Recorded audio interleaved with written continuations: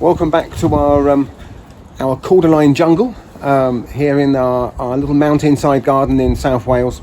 And these, well, we call them palm trees. Strictly speaking, they're not palm trees, but they're known as the Torbay palm, or the cabbage palm, or the Australian palm, or the New Zealand palm, Cordyline australis. And it seems to love the climate here, so much so that it's kind of taken over. And it's time for us to give this a bit of a hefty prune. We're going to cut right back, actually, down to about here eventually. But first of all, I'm going to get rid of some of these shoots at the top, and in the second half of the video we're going to see whether or not we can actually get any of these shoots that we take off to root and make some new plants that we can put, not in this garden, in another garden somewhere else.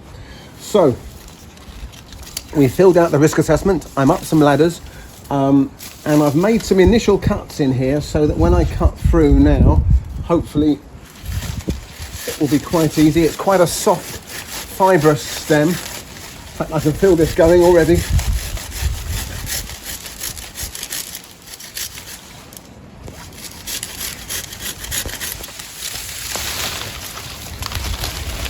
These cordylines have an amazing ability to regenerate, and we will expect to see new shoots coming from lower down these stems very soon. So don't ever be afraid to cut back a cordyline. I can recall in the past cutting back one that had about 6 stems and it was about 10 foot high, cut it right back down to the ground, and the whole thing came back within a few years and it was as big as it was before. So they have this amazing ability. They're full of energy, these plants, and they can reshoot from lower down. So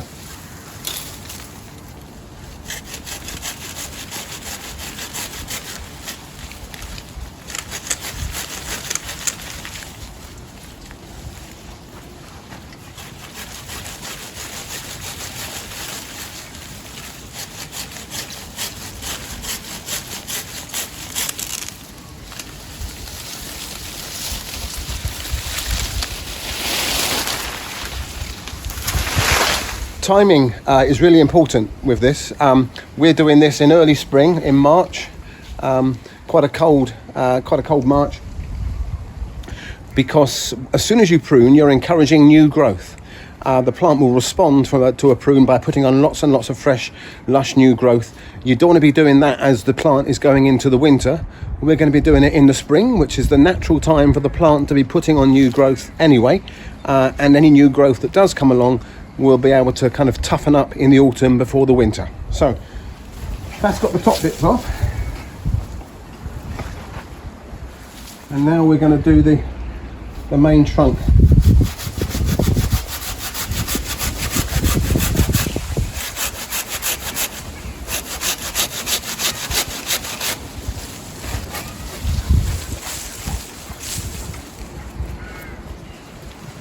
I'll try and line it up.